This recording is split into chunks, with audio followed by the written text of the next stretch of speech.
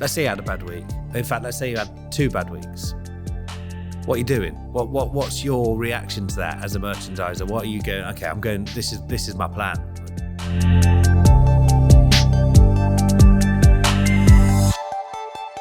Welcome to the Retail Podcast with Slimstock. I'm your host, Will Severn. I spent my career working with retailers and talking to retailers. So I thought, why not take some of those questions that I'm asked and put them into a podcast and talk to some industry experts. Today's topic is a hot one.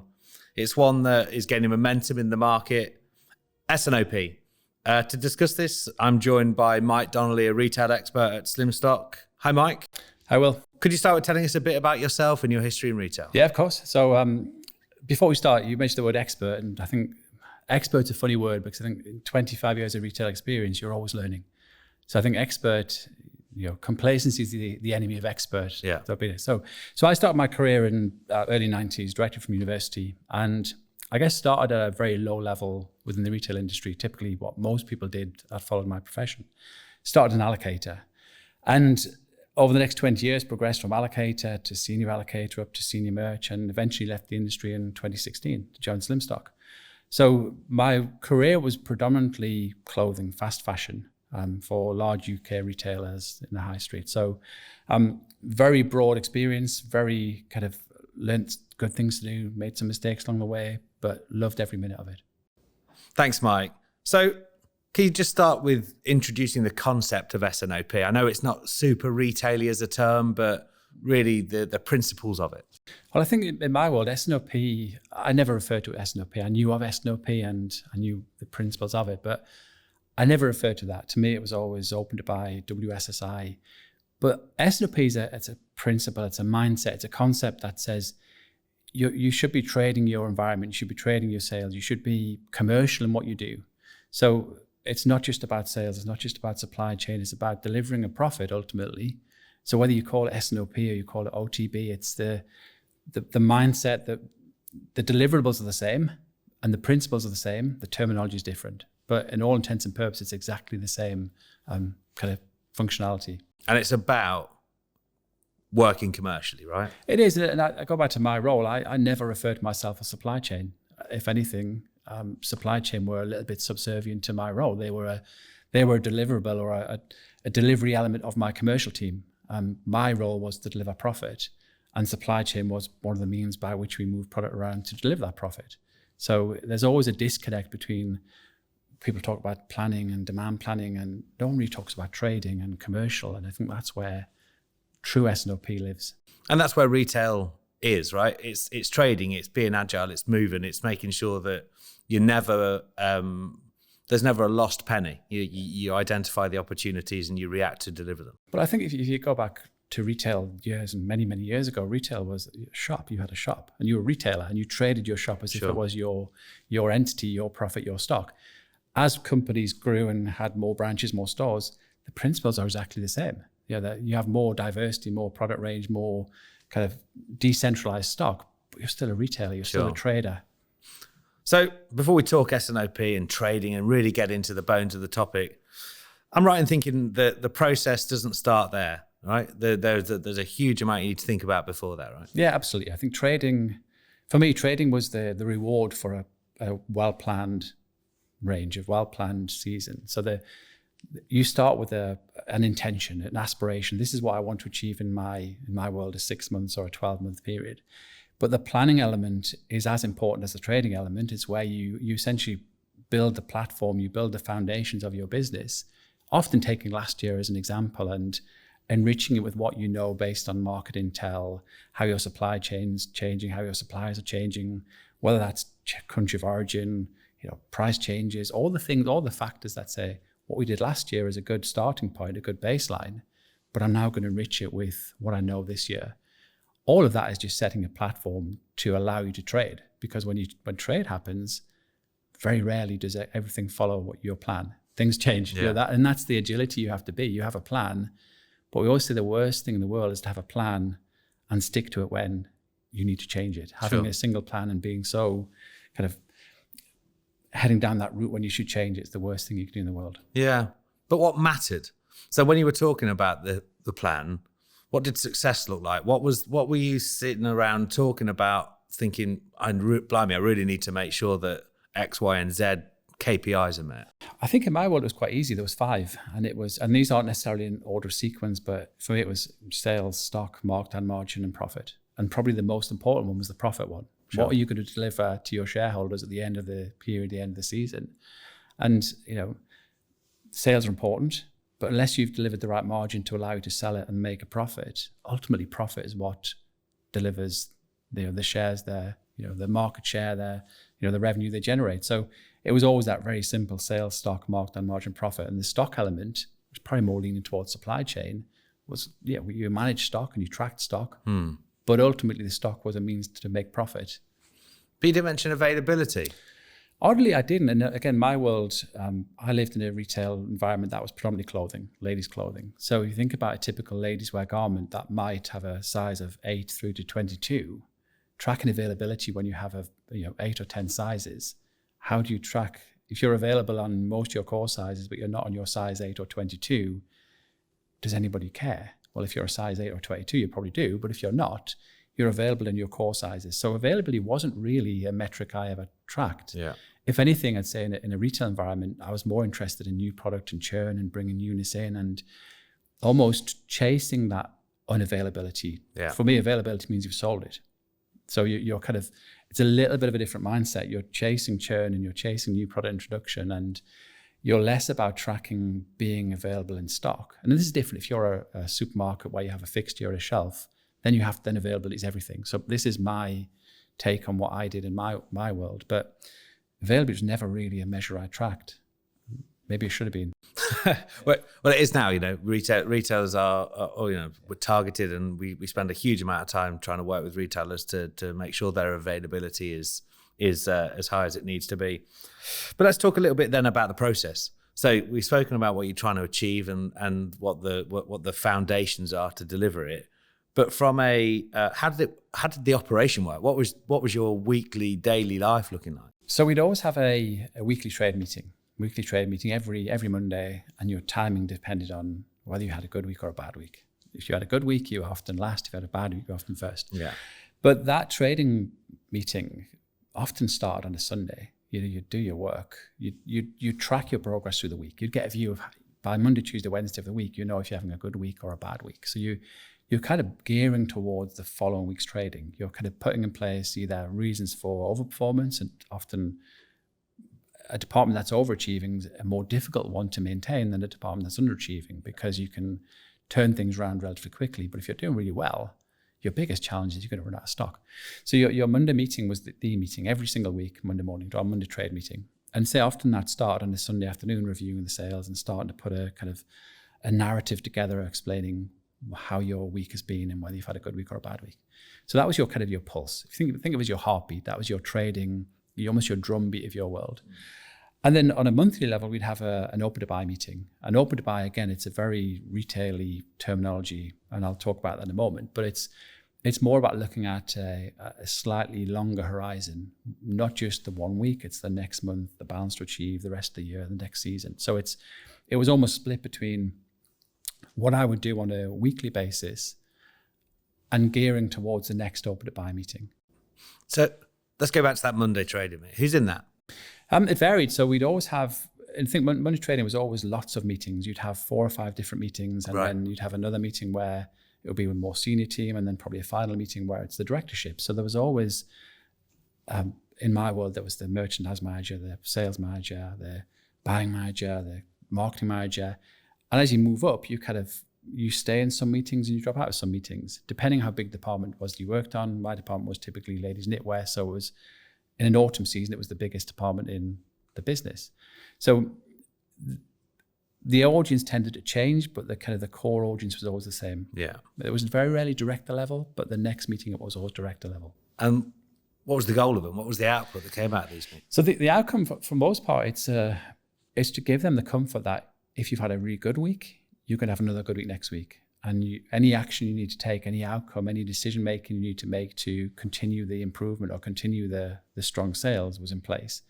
If you've had a bad week, it's about corrective action. It's about giving the reassurance that yes, the week was not the best week you've ever had, but it was in isolation. It was a blip. It was sometimes you can't cater for the weather. Sometimes things happen. Sometimes you have a bad week because the industry had a bad week. Yeah.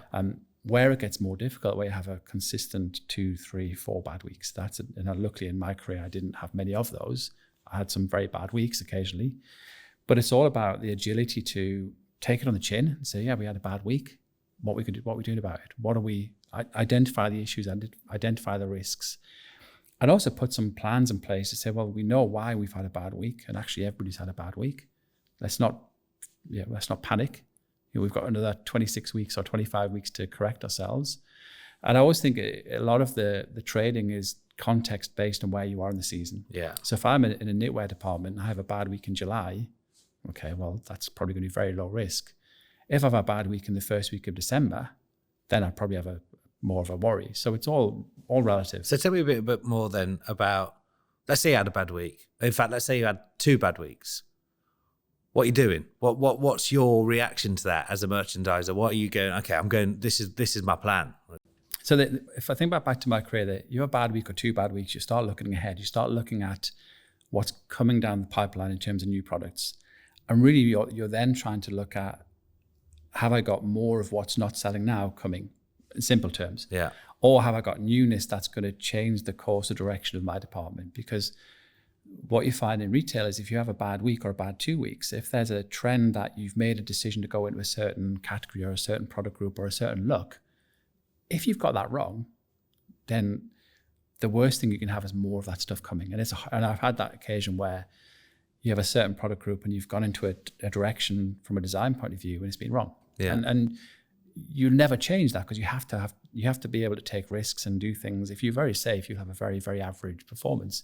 So it's all about taking risk and doing it in a very managed way. But if you have got a situation where you've gone into a certain direction and you know there's more of that stuff coming, It's horrible. It's a horrible feeling because you know it's going to cost you markdown. You know it's going to cost you, sleepless nights and difficult trade meeting. Yeah. But that's the game we play in retail. It's about trading. It's about being agile and evolving with what the market's telling you. And as much as I say the planning element of retail is key, planning is a best intention. Yeah. When you start trading, things happen and you have to kind of roll with the punches and accept that sometimes you have a bad week and sometimes you have a really good week. Yeah. And I think there's a little bit of a misnomer that because you're working on a very big, very successful department, it's easy. It's actually probably the hardest because you've got to keep reinventing and standards are high. Standards are high. And you ask Pep Guardiola if it's more difficult to win the league after 2 or 3 seasons, probably gets more difficult. Sure. Because it's expected. It's people understand that it's almost a given, and it never is. Yeah. All right. So you spoke about open to buy, OTB earlier. Let's look a little bit more into that as a topic.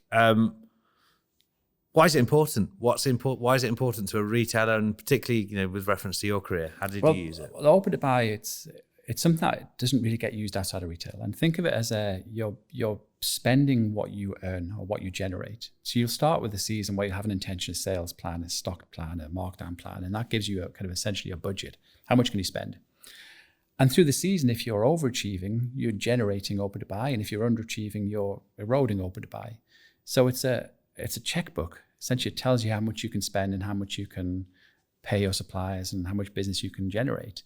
So it's the most important thing from a fashion point of view, that if you're generating it, one, you've got to have a supply chain in place and the supplies in place to deliver the product. And this is when you get back to having a balanced inventory of long lead time, short lead time, having the reactivity that if you are overachieving and selling and generating open to buy, you can actually spend it.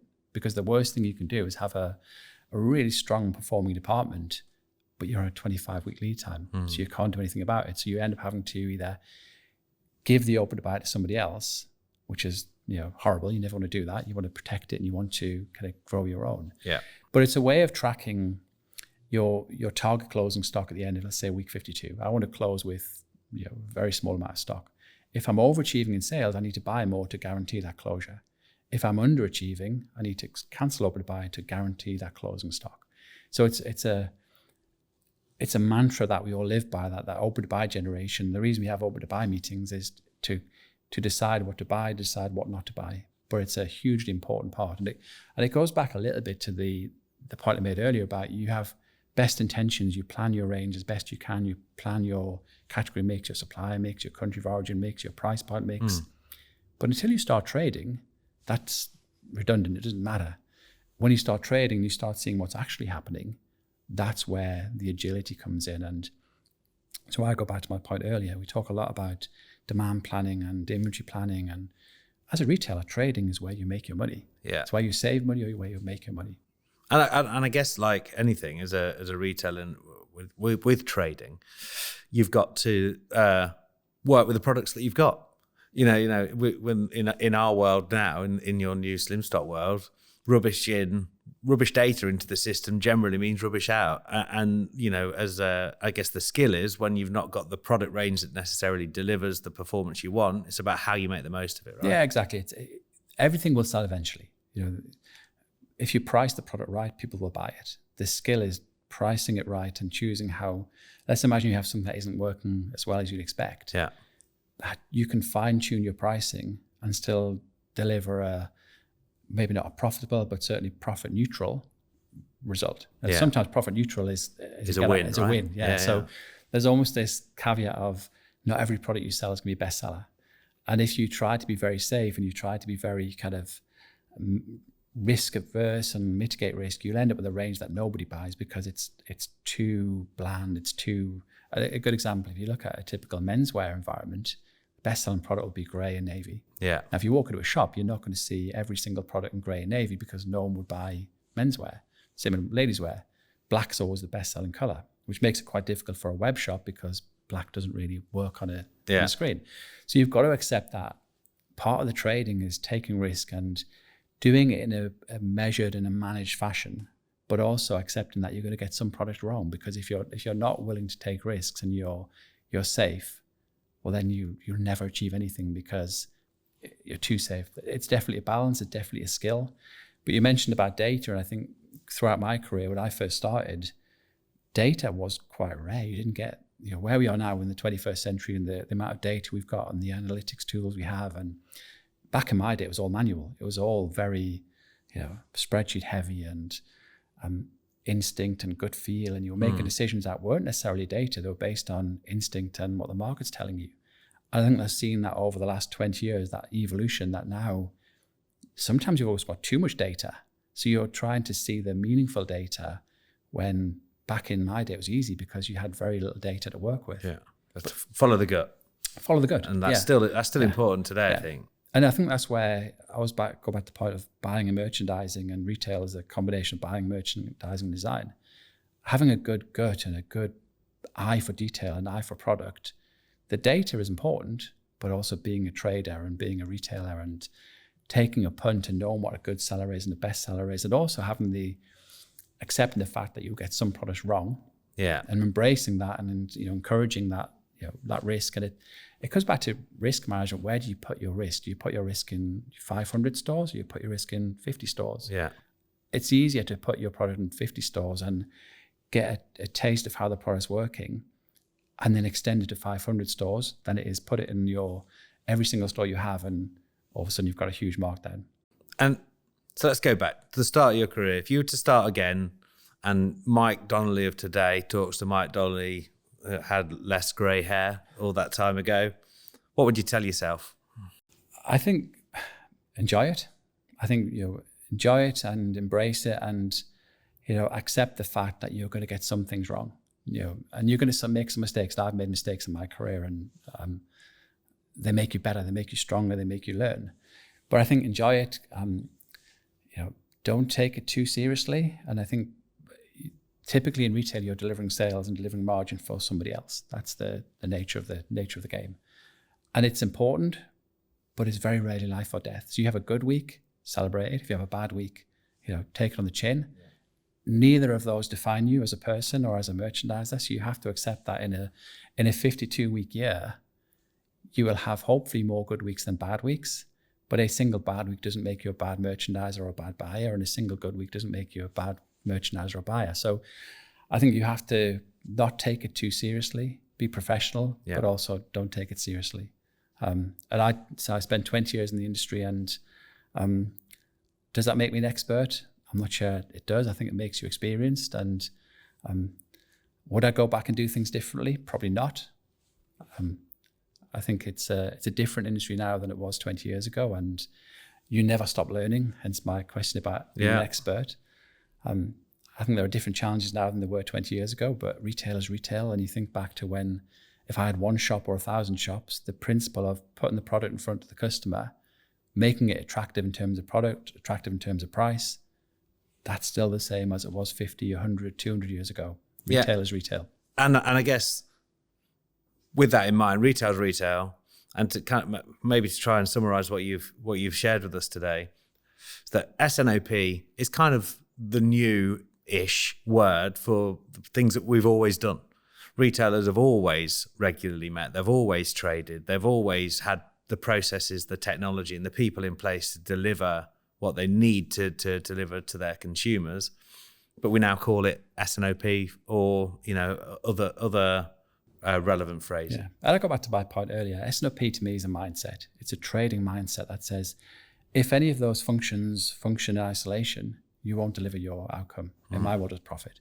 So you have to have a collaborative process where you discuss, you agree, you challenge, you debate. Not always, you don't always agree. That's the nature of what we do. And as long as you come out of that meeting with a clear understanding of where you're going, and I always use the context of, to understand where you're going, you have to look back and see where you've been. So in my world, it was always season to date, balance to achieve. Yeah. What I learned in my season to date, I could apply to my balance to achieve, either give me a bit of comfort or give me a little bit of dread that I'm heading into a risk or I'm trying to navigate into an opportunity.